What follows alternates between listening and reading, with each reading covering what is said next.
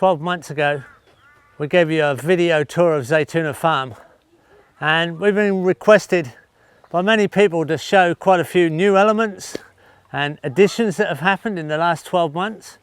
We're going to take you on a tour around the farm, show you what's happened, show you how things have changed, and give you a fresh new view of all the exciting things that do go on here in this education demonstration site. If you haven't seen the original video, you can search for the Zaytuna Farm video tour on permaculturenews.org. Let's go and see what we've got to show you now. I'm stood in the middle of a biological plumbing feature. This is a banana circle. I'm on top of 3 to 4 feet, over 1 meter of mulch, filling this pit. And around me I planted bananas, sweet potato, taro, arrowroot and pepino, all plants that like deep mulch, nutrient and water. But connected into this pit are the soakage trenches, the absorption trenches from our grey water reed bed that's at the other end of this garden. So this is not only a food production area, it's a grey water end secondary treatment plant for absorbing moisture at the end of the grey water system, which starts off with reed bed biology and ends up with food production abundance. Well, here we are in the Zaytuna Farm kitchen garden, and I'm in a kind of perennial section over here. I've got tropical climbing yams on trellis.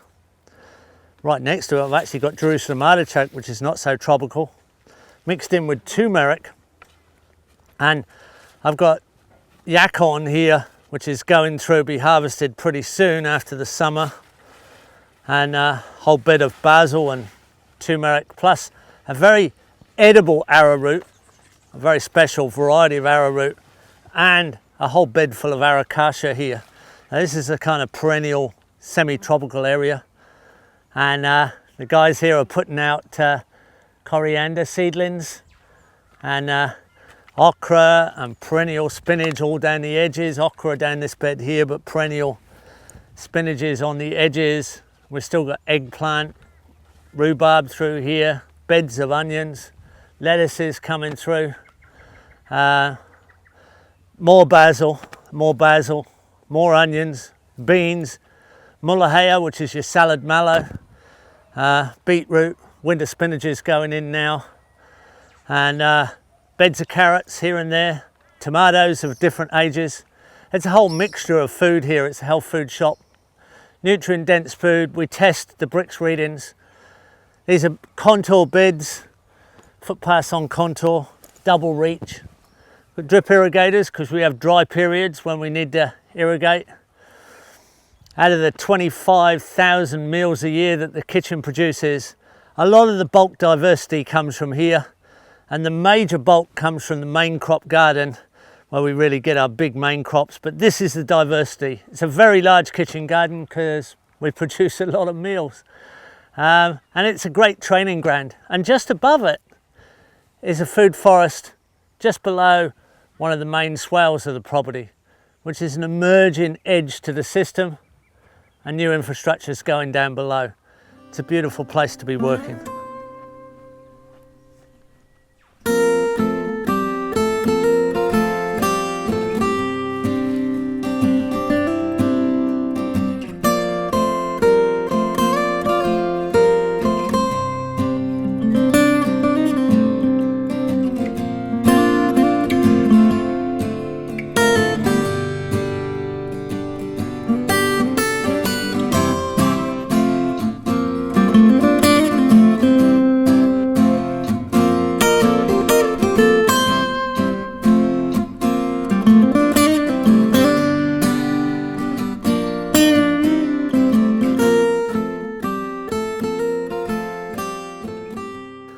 This rampant vine here is a choco, and it's one of the great fruits we like to eat. It's here we have chocos hanging on the vine.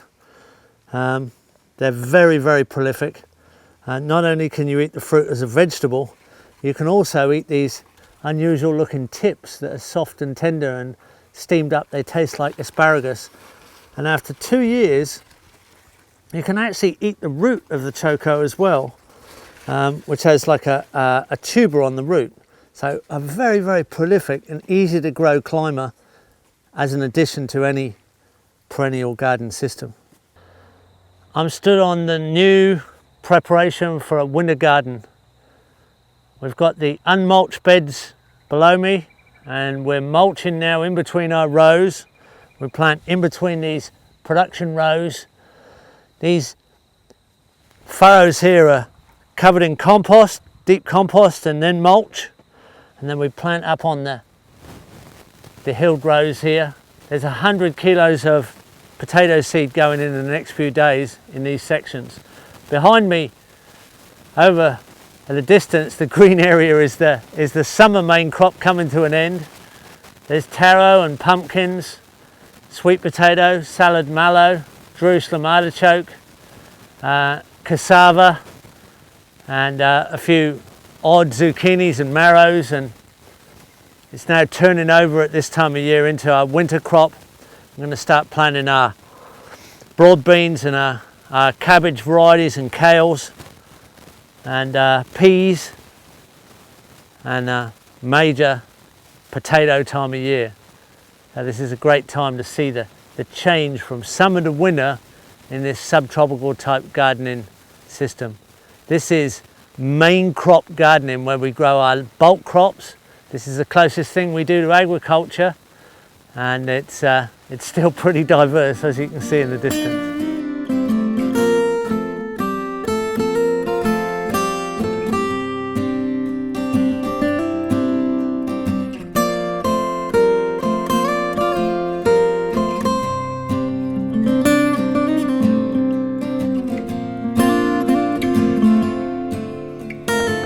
Here we have a straw bale wall, and a lot of our buildings are straw bale, and there's some great advantages of straw bales. Obviously the insulation is extremely high, so if you want to insulate the heat in and the cold out, or the cold in and the heat out, there's a great advantage to insulation. So a lot of your building techniques, you need to understand the materials that are good insulation and good thermal mass that retain heat, bank the heat or bank the cold. By design, that can all be set up so that houses, building structures can be very energy efficient. This building actually is sugarcane bale. We have wheat bale. We have rice bale buildings. We even have bamboo structured frames and internal woven systems that are all finished the same way. There's great advantage to the insulation qualities, but what is very important is understand the rendering. Under this whitish finish, this lime finish, underneath is mud and long straw with sharp river sand. So a proportion of sand in relation to the clay content of earth. Whatever earth you have, we have to have a clay content that's balanced up with sharp sand and long straw to make cob. If you've got too much sand, it'll rub off. If you've got too much clay, it'll crack. You just balance that up. Cob fills in the gaps and smooths off some of your edges, and it's put on by hand. The next layer directly under the lime here is a chaff render, and that's the earth, that same earth that you use for cob, sieved with short straw added and river sand to the same proportions. Not so much river sand that it rubs off, not too little or too much clay that it cracks. You just balance that out in your mixture, and the chaff render is put on with a trowel. It's nice and smooth. Then on top of that is a lime mix. This is like the old slaked lime. So what it is plasterous hydrated lime in a drum of water. We use 80 kilos of lime in 200 litres of water, and we mix it in and leave it for 72 hours until it becomes a lime paste putty, and then it will keep for hundreds of years. Once it's become that putty, we just mix it with a sand. Often we use a white silica sand because you get a nice white smooth finish. So we just use 1 bucket of lime putty paste. After the 72 hours of soakage, or much longer if you like, 1 bucket of that paste with 2 buckets of sand, and we put that on with a trowel. So we trowel that on, and when that dries, after it's been cooked, powdered, put through a kiln to make it hydrated lime, then it's been rehydrated into a putty, then stretched onto a wall around the sand. As you put that final plaster on, it oxidizes back to limestone. Now the big advantage of this, apart from the fact that it's natural materials, you can get earth, you can get river sand on the inside bends of rivers. This is the same river sand you use in your nursery potting mix. And the silica and lime, you can get access to this. You can get limestone, you can make the lime yourself if you had to. Is the hydraulic factors. The earth in the mud render, the cob and the chaff render, and the lime in the plaster has a higher hydraulic quality than timber and straw. So it exhausts outwards. The timber and straw in this building don't dry as fast. They don't have such a high hydraulic quality as the mud and lime on the outer layer. So this is actually not waterproof, it's porous. You can soak this water and it will soak in, but it will always dry outwards. So it's a self-exhausting wall. That's why it's been used for centuries, as everything inside this wall becomes totally preserved. It doesn't matter that you get the materials wet while you're building. In fact, it's an advantage to wet the straw bales so the mud keys onto it. Each layer we put on these walls, we wet first. That's not the same if you use cement, because the hydraulic factor of cement is lower than timber and straw. Although it's waterproof, if it cracks, and it will sooner or later, the moisture goes in and rots the timber and straw. Where this is self-preserving and easy to actually repair at any time, because the materials are almost endlessly available to us. And you can make this back into plaster if you like. You can knock it back off the wall and re-establish it. These buildings, when we were building these, any waste product off this building, while we were plastering, building, mudding, rendering, all of that process, and all the sawdust went into the garden and grew good vegetables. The waste product from this house will grow a vegetable garden. This house more or less these buildings could go back to the soil, and that's a great advantage. You can also grow the straw in 90 days. You don't have to wait 25 years to grow timber. You don't have to exploit all sorts of rare resources or use a lot of energy. This is a very interesting and lovely building material, and when you live in these buildings it feels very, very neutral and very healthy. Here's an interesting project for our interns. We've got our steel framed camping shelters and we're cob bamboo walling the infill. There's whole bamboo uprights and split bamboo interwoven, even around the steel posts, and we're using mud cob to glue it together and make it solid. This is all put on by hand. Then we'll chaff render with a trowel and sieve soil and river sand to smooth it off, and we'll lime render on the outside, and you won't have any idea that it's not a straw bale wall, except it's not so thick. We've done this already. We've got quite a few walls in our infrastructure that are built like this, and it works fine. And we have plenty of bamboo growing. We'll always be able to rebuild. This is a wonderful combination of systems. The Asian techniques of bamboo, woven bamboo walling, with the old techniques of cob, long straw, earth, sharp sand mix, and then the sieved earth, small straw chaff and river sand troweled on, and then the old liming techniques on the outside. Everything's porous, everything has a higher hydraulic quality in the render than the bamboo or the timber or the straw, so it sucks outwards, has an incredible longevity. No reason why it won't last 600 or 1,000 years. Great technique to show people this is valuable building. Here's our chickens. They're tractoring across this swale mound and down below and getting it ready for our food forest planning. And they're moving every week, preparing this ground. 150 square meters prepared in 1 week by 35 birds. They're laying eggs, they're producing babies. There's quite a lot going on, but they're fertilizing this ground, and here they were last week. These fruit trees and support species have been planted, and we're putting in the ground covers now, and that's going to move forward. In 2 weeks it's going to look like this, because they were there on this spot here 2 weeks ago.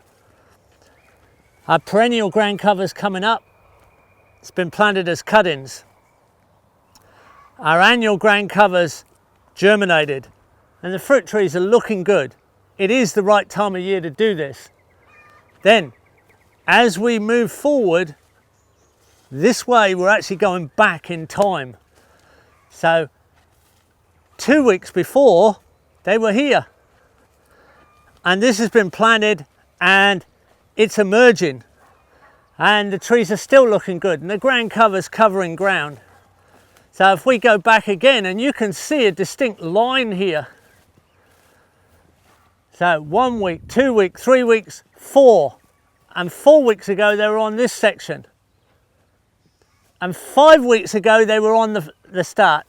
So in 5 weeks they've moved through this landscape, just below this swale. And they've brought it all back into productive trees. They're booming along. There's mixtures of fruit and non-allelopathic, non-aggressive timber trees. We're going to really cover this landscape on contour all the way round with a very, very beautiful system, and it hasn't been that hard to do. We've grown our own trees as well, and we're going to tell you about that, how we select our trees in our nursery and how we grow them on, and which species we specialise in planting. So here we have a food forest extension to a swale planting, and no chickens on this one. It's been ripped first, decompaction, conditioning of the soil, and there's mangoes and pigeon peas in place, and there'll be more added. So this is just an extension to a system that's already in place. It's always easier to extend on a system than it is to establish a new system. And with these contour lines of food forested swales through the landscape, we can just add line by line on contour out through the landscape and get a good result as we extend systems on systems that are well and truly already working. So here's an extension of a swale food forest already planted, and you can see the density of trees that we're including. A lot of these trees are support trees and they're sacrificial. They can be cut for mulch, but they're really going to take up the space, occupy what would have been weed space and maintenance cost, and then we're going to select the mulch and allow the actual climax trees to come through that we want as the final result. So this is a very easy way to extend on systems that are already in place. A wonderful system. We hope to be reporting on this in the shade in 2 years' time. Here we are in an evolving food forest, and just 11 months ago this was pasture grass, and we had the electric net chicken system here, tractoring along 150 square meters at a time. And it's all changed. Fruit trees are coming up, legume trees, support species, and the ground covers emerging, perennial and annual, moving forward into a really diverse, permanent, forested and productive system. This is something we like to demonstrate for people so they can understand how they can make these permanent, productive changes. Now, over here, there's an emerging food forest here that's only a few weeks old. It's actually about 300 square meters, goes down from the driveway over a swale where there's older trees planted. But all these stakes are on brand new trees. Here's a little pigeon pea, nitrogen fixing medium term. And I'm walking through Lab, a very strong, biannual, sometimes perennial ground cover. It's full of nitrogen on the roots, really rich, and inside of here is a fruit tree. It's in the protection of this lovely, rich ground cover. There's fruit trees all in amongst this system, and there's a mango just here. Now it is starting to get strangled by the ground cover. Doesn't take a second for me to relieve it without any tools. And it's actually like a nursery. It's a nursery of nitrogen fixing cover and shade. And underneath here, there are perennial ground covers which are also sheltered and shaded by this sort of temporary cover. This is only a few weeks old. It's just emerged. Here's Singapore daisy. A lot of people don't like it, but it's a ground cover that's very, very strong and creates that fungal dominated soil that trees love to grow out of. So we've got layers of succession here coming through. Here's a little red ground cover called Macuana. It's a longevity herb. It's actually a good ground cover. It's a herbal remedy, a brain food actually. And here's a chocolate pudding fruit, a black sapote, nicely sheltered. I don't want to expose it too much. It's new and young.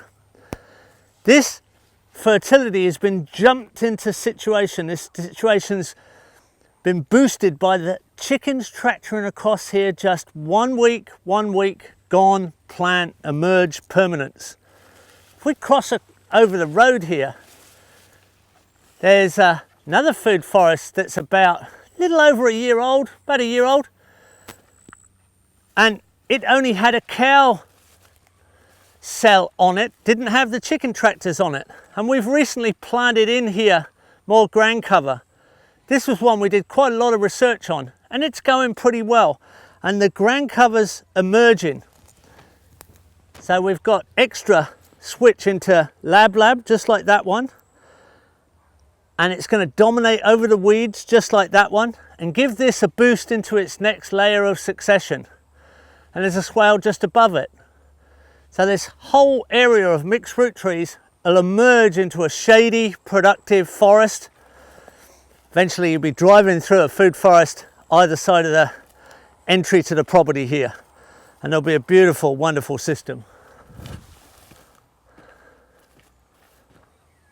Let's have a look at this food forest below a swale and how they emerge. This is just above the kitchen garden, and it's recently been ground covered again as it emerges through the permanence. More and more perennial ground cover taking over now, and we've got climbing yam going up some of the legumes. We've got guava on the fruits here, and it's starting to get to be that real foresty sort of feel in here.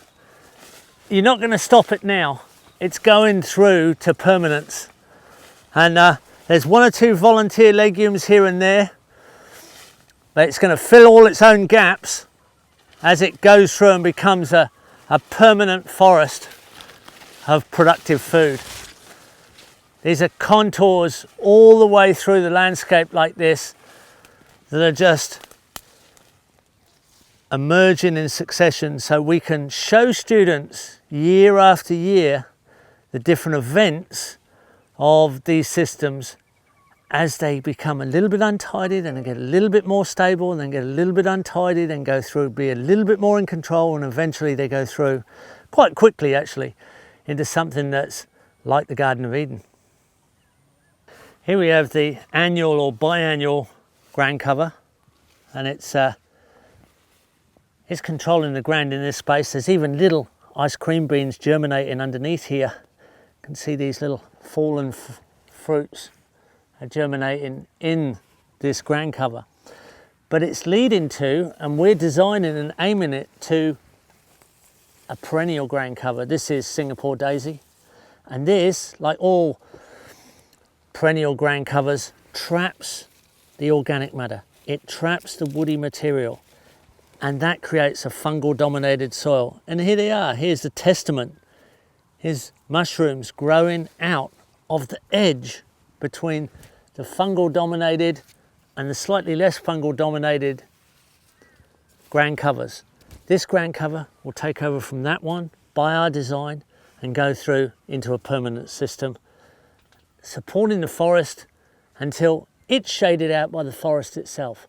One successional element leading to another, ending up in infinite permanent productivity. So here we have a complete carpet of perennial ground cover on the ground, and it's our living mulch. We've got Brazil cherries, black sapote, chocolate pudding fruit, mango, jackfruit, ice cream bean, climbing yams, new recruitment of legumes, all producing mulch and chop and drop.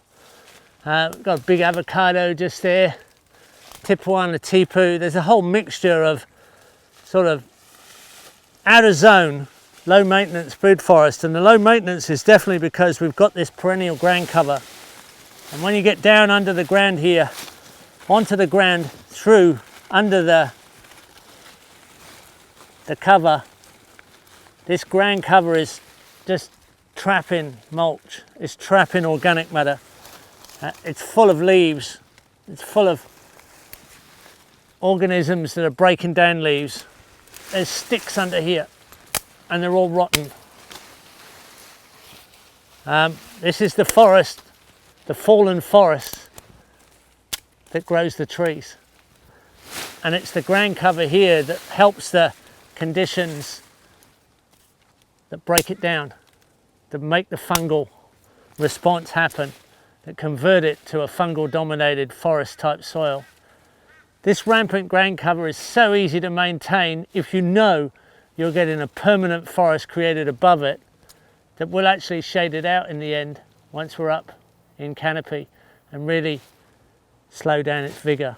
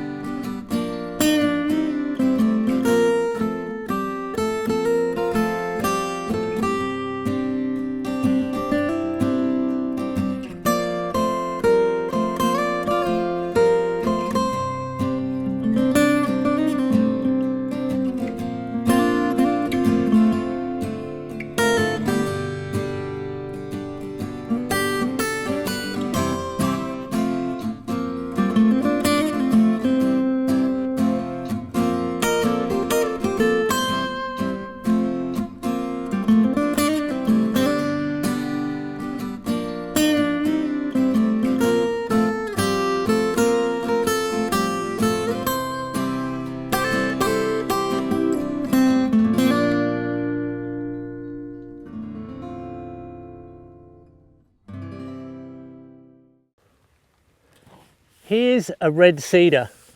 This is one that's actually come through our nursery. We've collected the seed locally, we've grown it out through the polytunnel, through the shade house, through the grow out area, and we planted it out on the edge of the forest, and it's growing into quite a nice fine specimen. This is the tree that the forest was logged for originally. This was the high quality timber that the first timber getters came in to actually take down the forest for. And we're replanting these back in the landscape, and this tree will be harvested as timber, possibly by Latifah here, my daughter, or her children. This is heritage. I want to take you through that whole process of how do we select trees, how do we run our nursery. This is our style of nursery on this property. This is my style of nursery, so that we get a good result for a low input of energy and a selection of species that we know are going to work. We often trial a few unusual things, but we mainly run on phases of abundance that we extend through our systems. Let's have a look how all that goes.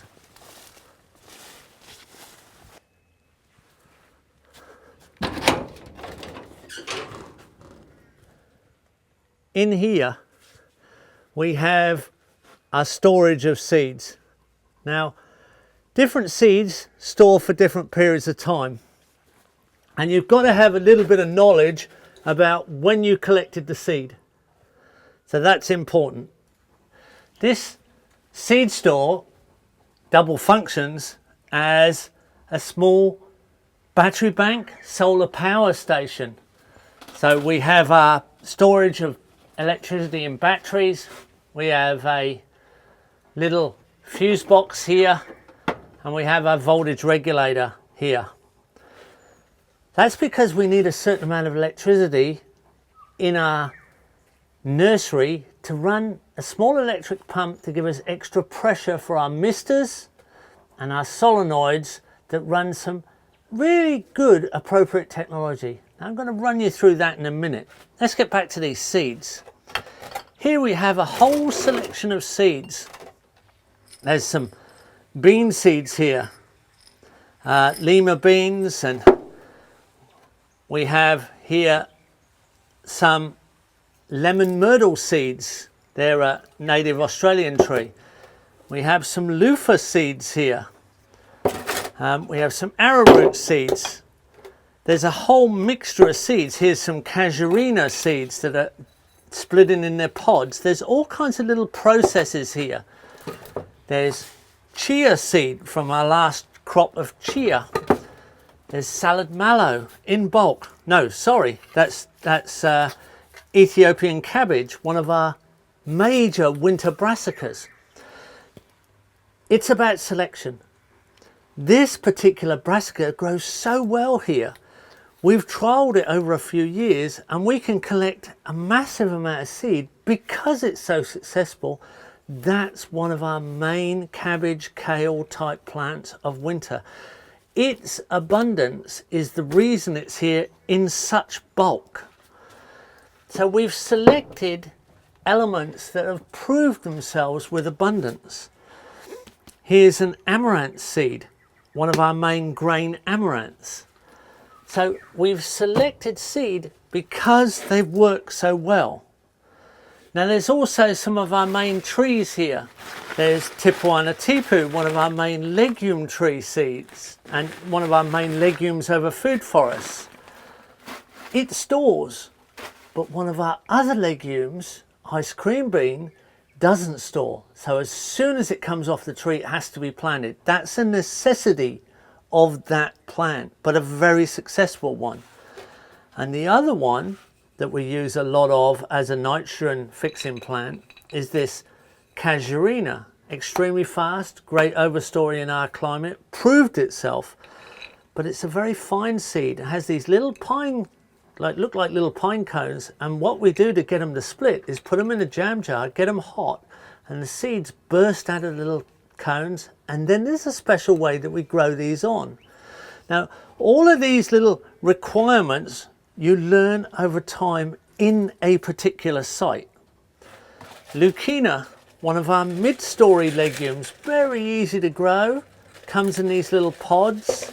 We harvest them, split the seed out. There's some of the seed there. We end up with trays and trays and trays of seed. It's an abundant legume. It's proved itself. That's why we grow more of these in bulk. Now, at the same time, there's always other seeds that we're trialing. So just keep a basic record of what's happening, when we're planting, what we're planting. It's simple, it's not complicated. Try not to do things that are overcomplicated. We have a little seed cabinet here, and there's all different classifications of seed here. Herbs, root crops, miscellaneous seed, there's a mixture in there. Asian greens, salad greens, they're all labelled here. Cucurbites, alliums, the onion family. Most of these you'll find are ones that we have grown that have proved themselves, but there's always one or two we're trialing just in case we come across another good one. Basic little labels, little marker pen to write on. There's often buckets around that are spare seed containers, and there's spare parts for the nursery. There's a one or two shovels around because we're mixing potting mixes. We'll get onto that. There's even a little bit of plant cut-in powder to help some cut-ins strike, although we use the water of willows. We put willow cut-ins in water and use that water once the willow cut-ins have been soaking for a while to help actually germinate cut-ins or get cut-ins to strike. And we have some plant cut-in powder there and grafting tape. Do a little bit of grafting as well. That's it. It's not that high tech at all. Because we're continuously working, because we're continuously growing, we're learning all the time what's worth putting time into and what's just a sort of research project. Okay, so that's our seed store. Let's move out and just have a look at the water supply a minute, because that's a special process.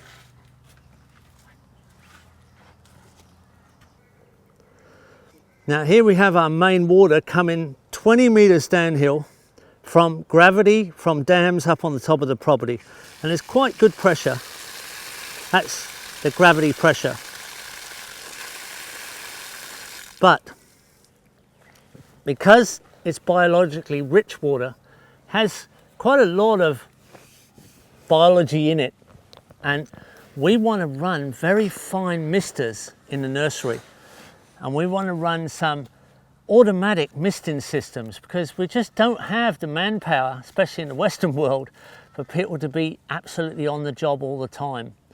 So a little bit of appropriate technology. We've got a disc filter here. Inside here is a big disc filter, and that takes out all the organic sediment. We can switch that off. We can take this disc filter apart. It's specifically chosen for its size in relation to the amount of water we have in these pipes at the head pressure. People advised us on what size to get. Once a month we have to take it apart and clean all the discs. So this allows the water to go through and get cleaned of all the sort of residue that comes out of natural biology and natural dams. Because of that, the pressure's reduced on the other side. And to get our misters to work really well, we need a little bit of electricity. Hence our battery bank and our solar panels out in the full sun next to the nursery.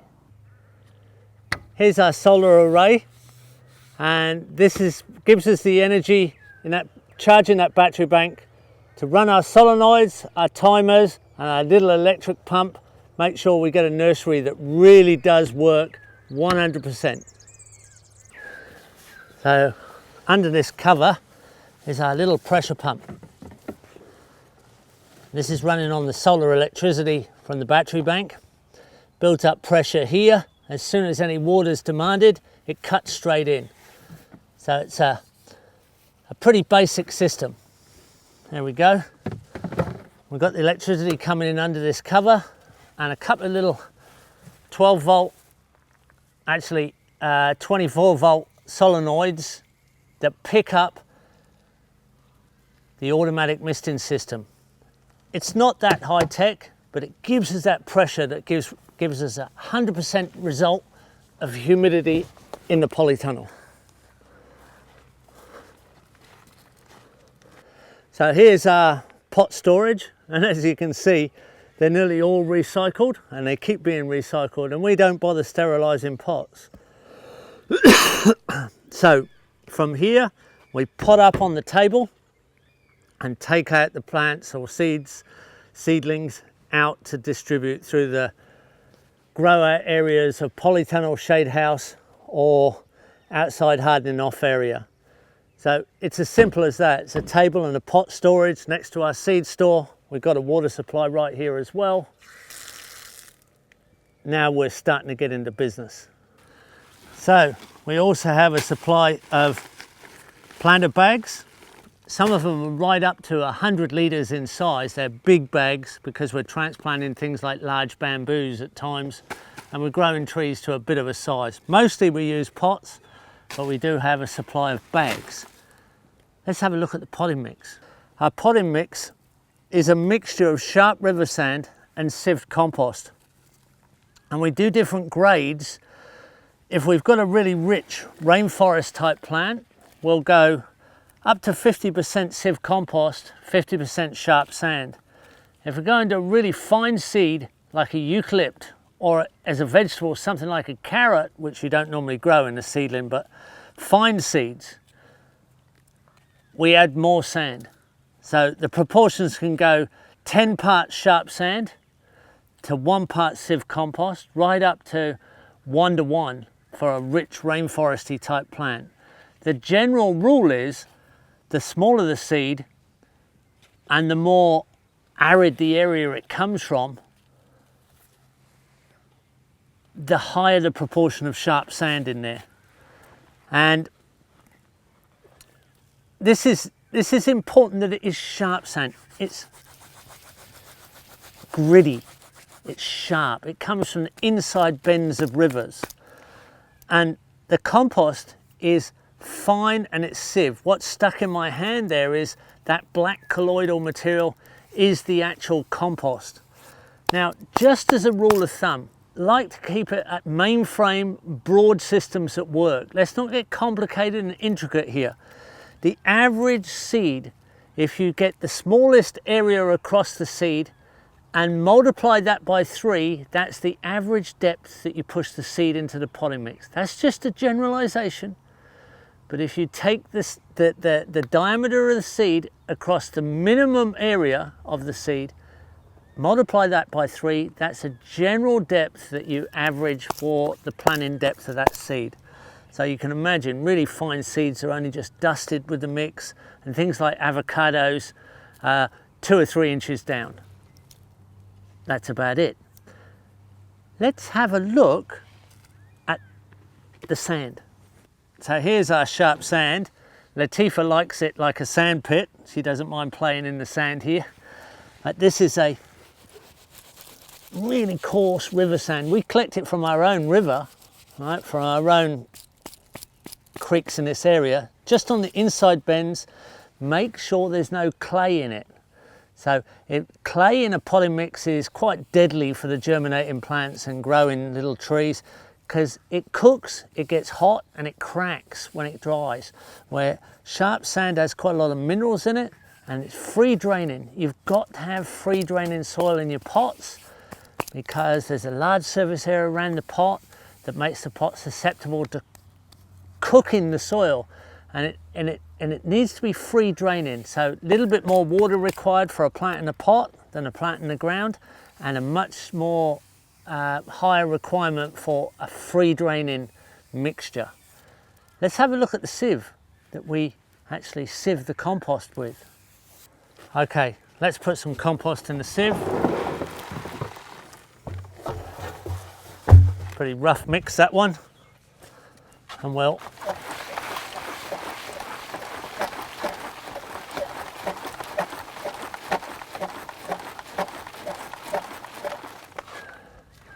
And there we go.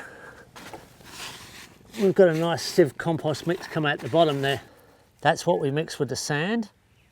If you've got very fine seeds, you can sieve that compost finer, so there's less bulk organic material in it. And just change the size of the sieve, the mesh of the sieve, and you get a finer mix of compost. Okay, so here's our polytunnel. Could be a glass house if you had one. Different climates, different nurseries at times. Here's our real little babies.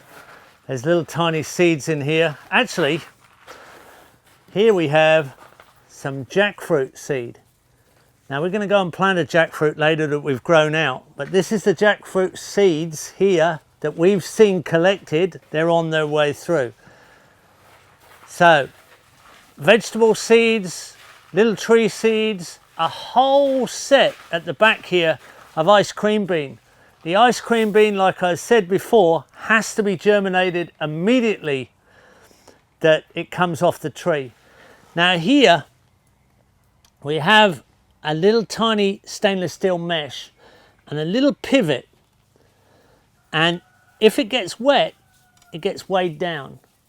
When the atmosphere in here dries out and the moisture in this little pivot system releases from the stainless steel mesh, it gets lighter, it lifts up, and when I do it manually, you'll see what happens there. I start getting wet in a mist from all the misters, and so do all the plants. Now, as soon as there's enough water on this stainless steel mesh, bang, down she goes, and the mist stops. 24/7, we've got the right moisture and the right temperature. There's a real good chance we're going to get the result we want if we got the right mixture and the right recipe in the potting mix. Let's have a close look at this little gadget. There's a little counterbalance here that's adjustable on the back. Make sure that you've got water coming on at the right time of moisture, so you just adjust this counterbalance. And there's a little spirit level, needs to be set up so it's perfectly level. That's all there is to it.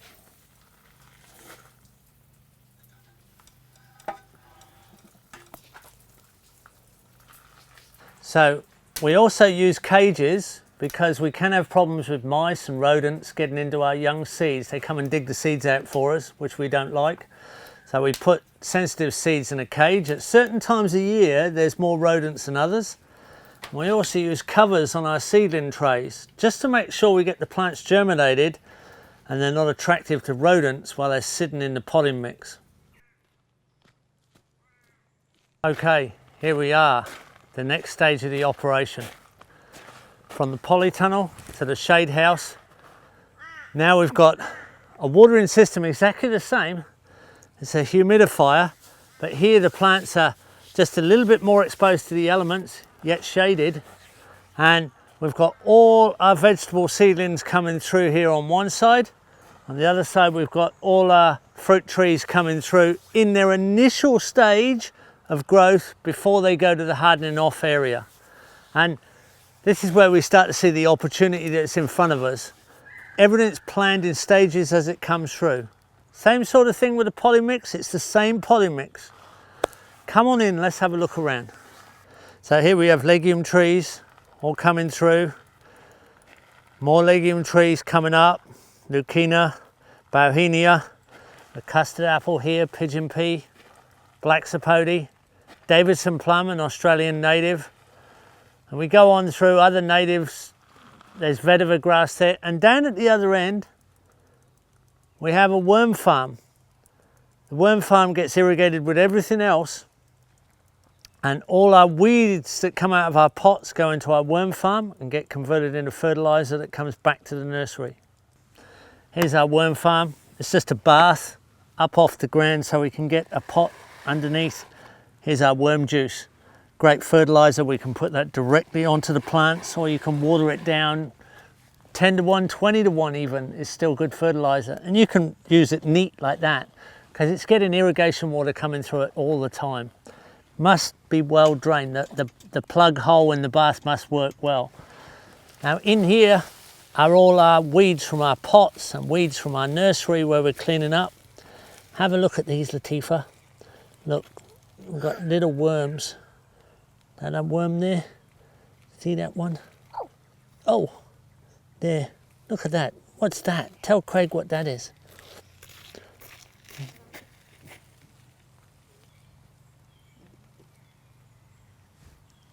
These are little compost worms, aren't they? Little compost worms. And they convert the organic matter into fertiliser, liquid and solid, and take all our waste, our weeds in this case, in our pots and our nursery, convert it back into something useful we can use to grow plants in the nursery. We like our worms, don't we? We can feed them to the poultry too, or we can use them, what can we use them for as well? Go fishing and catch fish. Yeah? Put it for Mummy? No, we put them back in there, they grow more worms. Okay. There. Here's another little bit of appropriate technology. We've got a little electronic timer here running for our grow out area. That's the final stage when the trees are getting hardened off in the sun. We've got a little rain sensor. It's set to 1/8 of an inch, so if we get more than 1/8 of an inch of rain, then the electronics here don't cut in, we don't overwater. We set the amount of time we want it to be watered each day, and the little computer timer here, quite simple technology, runs on the same low voltage electricity from our solar panel. It's transformed down to a low voltage, nothing dangerous about the wiring. Here's our grow out area with many different species, and we'll just show you what we've got out there.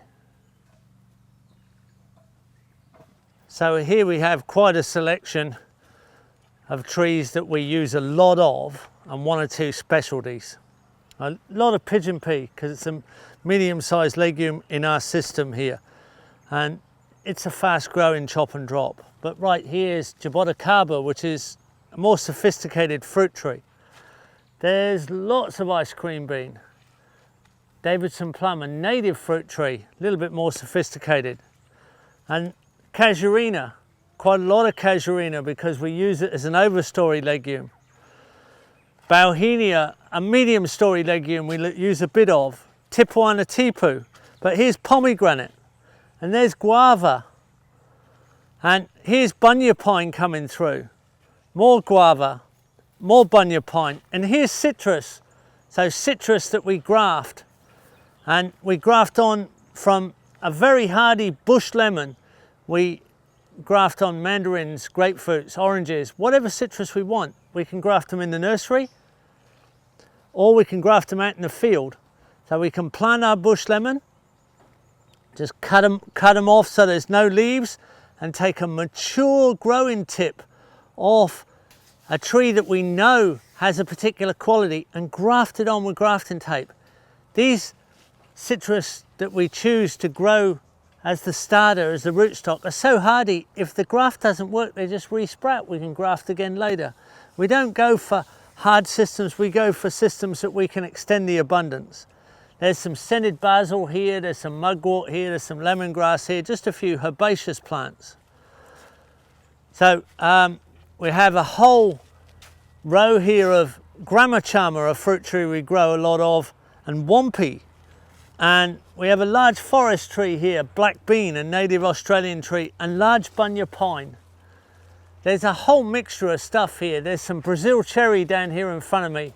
And what I have right here, another tree that we like to extend out, like our mangoes, which have mostly been planted this year, we've got one jackfruit left. Here's our jackfruit, the last one this summer to go in. We're going to show you how to plant this tree from the nursery now into the ground. Well, here's one of our jackfruits, and it's a very long-lived tree, potentially can live for many hundreds of years. This one's got just a few more years to go before it starts fruiting. Comes from one of our seed-grown trees. We just keep putting these in. It's A well-known tree originates in the Indian subcontinent, where they say a good jackfruit at maturity will produce 500 kilos of fruit, and an exceptional jackfruit 800 kilos of fruit a year. You can eat the seeds as a vegetable, you can eat it immature as a cooked vegetable, and you can let it mature and ripen as a fresh fruit. And at the end of its life, this is a beautiful furniture timber, window frame timber, and it's a very beautiful yellow fine grain, an exceptional tree. It's also a good forage, and often the leaves are used to feed deer, where deer are kept in captivity, and also cattle. So a good forage tree as well. A real multifunctional element in a permaculture system, and we've got quite a few coming on. This is one of the larger ones so far, this one's quite low in the property because they're frost tender, won't take too much frost. We've got quite a few up on the top swale system. I'm up here below the top swale on the property, and I've chosen a spot to plant a jackfruit. And I'll show you how I plant trees in the subtropics, my fruit trees, which I give a little bit of attention to. This tree could live for quite a few hundred years. I'm willing to put a bit of extra effort in. This area is covered in a perennial ground cover. This is Wooddelia, Singapore daisy. A lot of people don't like it, I love it. It controls the ground beautifully and creates that fungal dominated soil. So Latifah and I are gonna prepare the ground. I've got my rice knife, classic tool for the permaculture food forester, the rice knife. This is quite a good high quality one. We use all sorts, and they're sold on our website, but your choice. It's a great tool. Everything you hold you cut. Can't cut the wrong thing. I can just easily cut a hole through the Wooddelia here.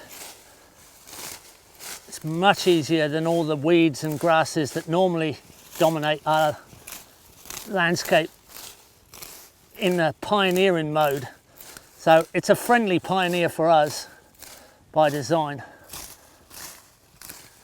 I cut myself, I don't need a really big hole here in the Singapore daisy because it's actually part of my control measure there, and the soil's beautiful underneath. Got a lovely moist soil. I've already, there we go Latifah, look, already gone through a worm. There's already a wobbly worm there. So you can value your property in the density of earthworms, and you can increase the true value of a property by the indicators of earthworms. Now I'm just gonna loosen up an area of soil that'll take the tree in the pot. So that's about the right size. I'll take that divot of soil out there. Yeah, put him back there, he can work with the soil again. That's it, good one. Now, I'm going to dig a hole down as far as the depth of the pot and a little bit more.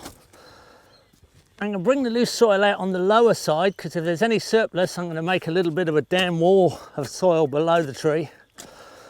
And I'm not going to polish the sides of the hole. In other words, it won't be a smooth hole. I want a rough hole.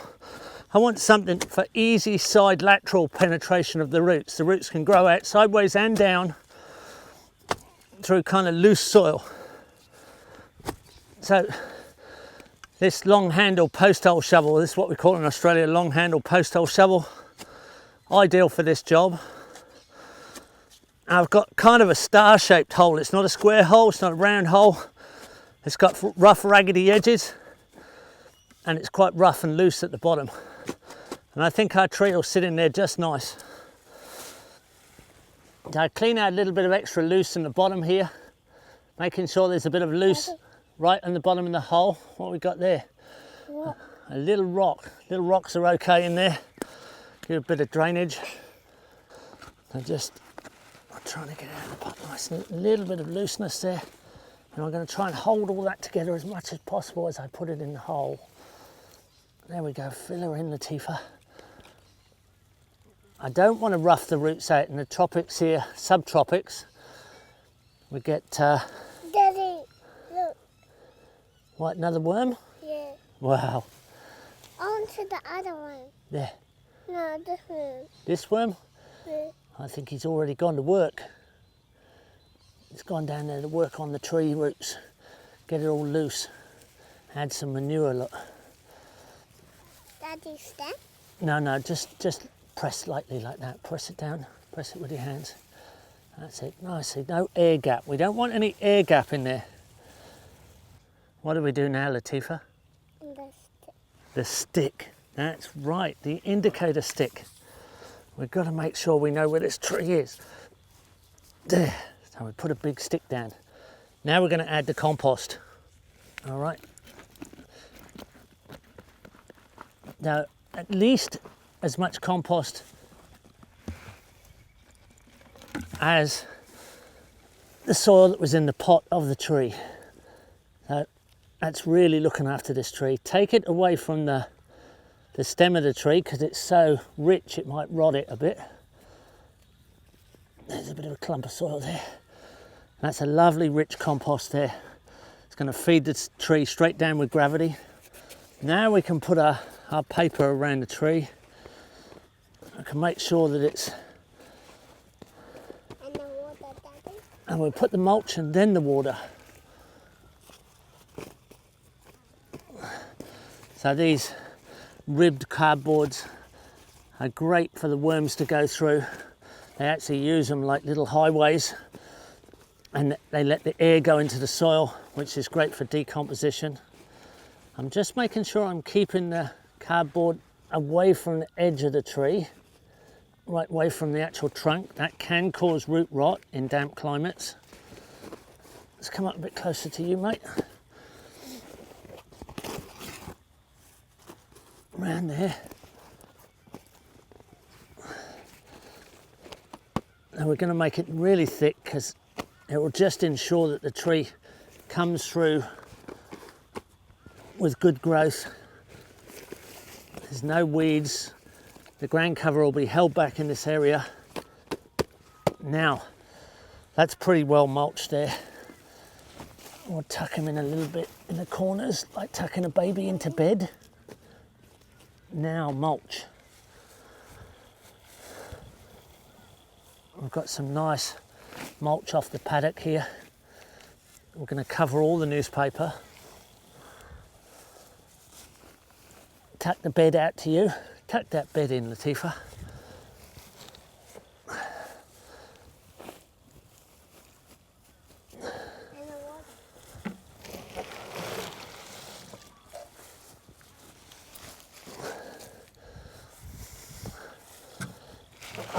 I've got some Zaytuna leaves here which are high in nitrogen, and to make sure they're there. Not leaves, pods, some Zaytuna pods from some of our prunings. That'll add a bit of nitrogen to the mulch. We'll tuck them under. I'm going to look after this tree pretty well.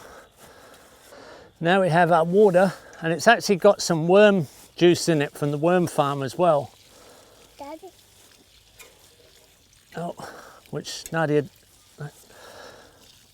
will probably worry about Latifah washing her hands in, but it's probably quite fine. So that's worm juice and water and worm juice. We'll get some clean water from the dam in a minute, eh? There. Now, that tree is well planted and stands a really good chance of going through.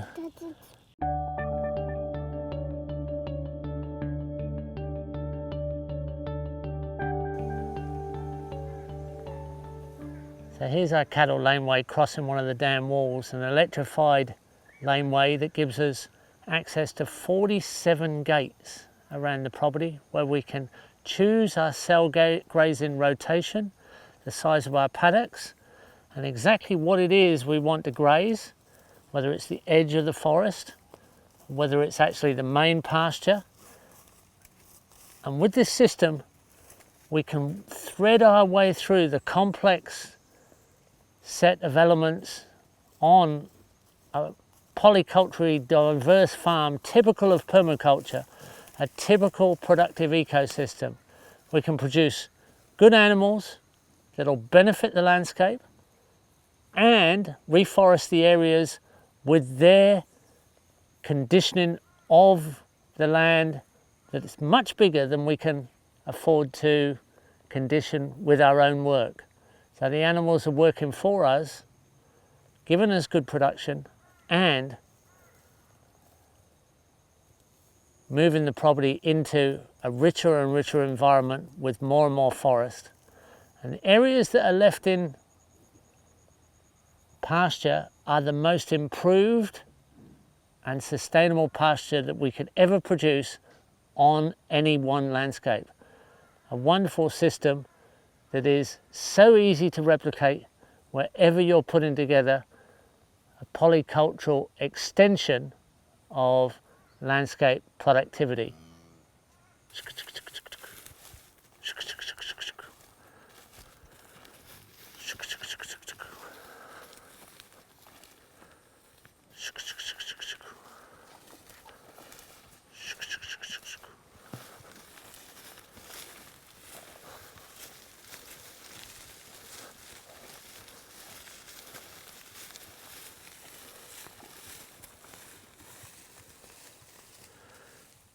Typical cell, only about half an acre, got a little bit of shade, tree cover.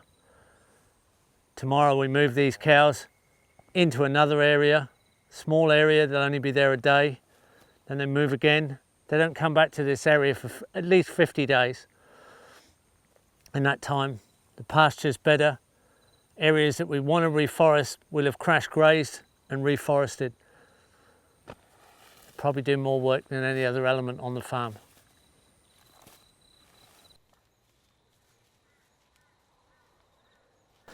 Ranging our goats through almost 50% pasture and 50% forage and moving them regularly with electric fences keeps them free of parasites and in good production. With milk goats as our females, Sayans, and a boar goat, a meat goat, buck, we get a good milk production and a pretty good cross milk meat goat baby that we can butcher and put through the kitchen. So we get good milk and quite good meat all out of the same production flock.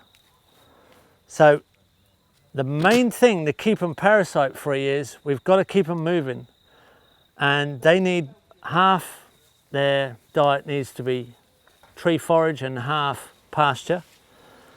By taking them through the edge of the pasture where the weed trees grow, we can cut our weed trees to them. They strip off what they can reach, then we cut our weed trees to them. We then change the forest into less of a weed growth of trees, and 1 or 2 cycles later we can change it completely into a different kind of tree system, either food forest or timber forage, or more beneficial animal forage. They become our choice of what type of forest we can recover by using their food, their forage, directed towards 50% pasture and 50% weed tree edge. So we're literally reforesting by feeding our goats, milking our goats, and producing goat meat. Here's our first constructed fish pond. It has a completely flat bottom.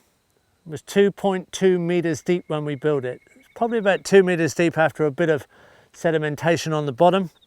It's almost 2 years ago now, and it's very well settled now, and it's quite well established. We're ready to stock fish. The water quality and clarity is excellent. We do sell graze around here with the cattle laneway going over the dam wall, but only for a day or two and they move on. it's really made the dam more stable. We're ready now to stock fish. This is our first purpose-built fish pond on the property. There's 800 cubic meters of water here. That'll give us a potential of 800 kilos of fish without any extra oxygenation at all. You can get 1 kilo per cubic meter quite easily. And we're very pleased with this, and we're looking forward to reporting it further with big fish being harvested.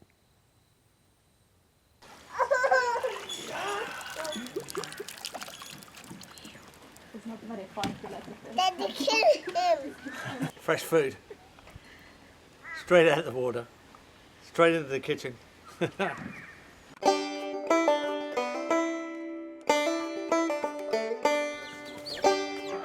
your name, chicken. Look how small you are.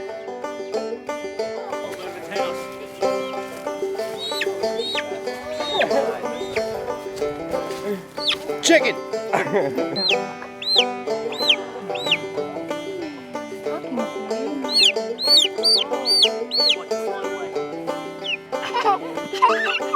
Give him a kiss.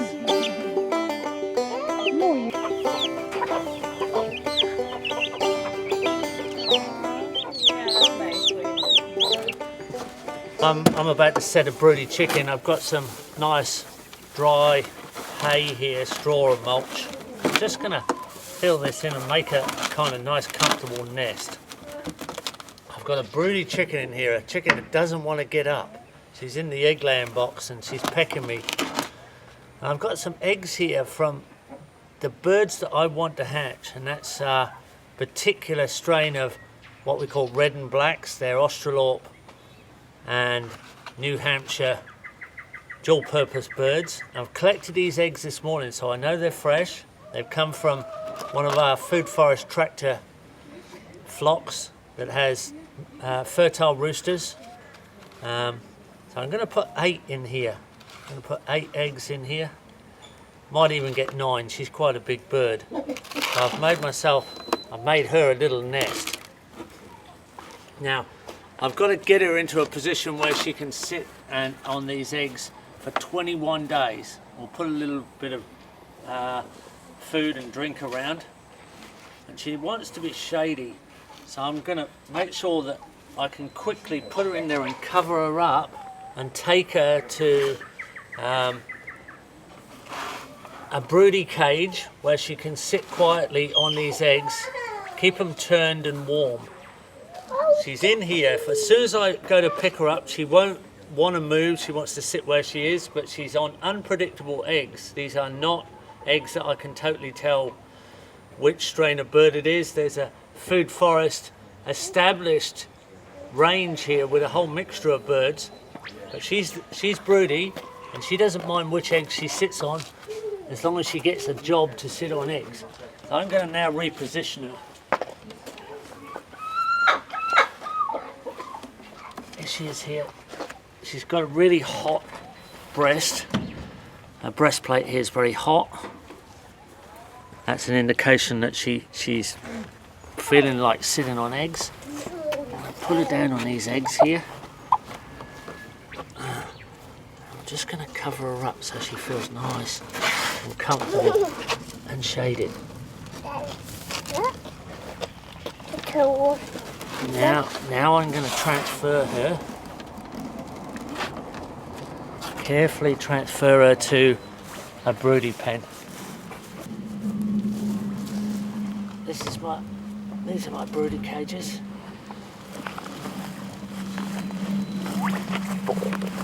She'll be quite comfortable in here.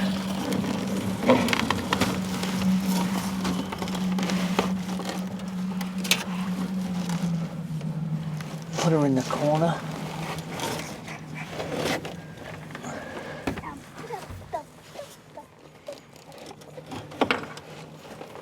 She's going to feel quite quiet and shaded. We need her to sit there for at least 24 hours. Once she's sat for 24 hours, there's a good chance she'll sit for 21 days, and then baby chickens will emerge. Put a little bit of food in there and a little bit of water. She won't eat so much. but she'll be quite happy. I have a broody in the next cage over. It's already been sat for quite a long time. And you can just come around here. You can see she's sitting there. She's been sitting there for over a week. It's got a little bit of water and food here for her, and she's ready to hatch, and she'll rear her own eggs there, and they'll be secure in this cage, which is like a little open tractor, and they'll be safe from any predators while they're little young birds.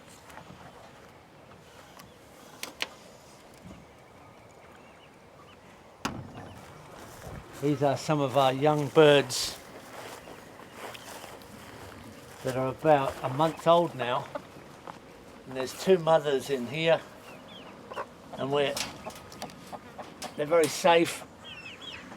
They don't get scratched by the big birds in the pen, which means they get accidentally knocked by big birds or scratched. They're in there just with their mothers, and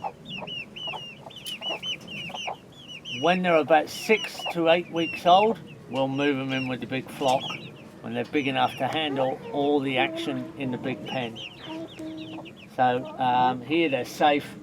They're moved regularly, so they get green pick coming through the bottom cage of the pen. And here we've got new recruits in the hens, or go through to be egg layers or tractor chickens, and young roosters at about 6 months will go through into the kitchen.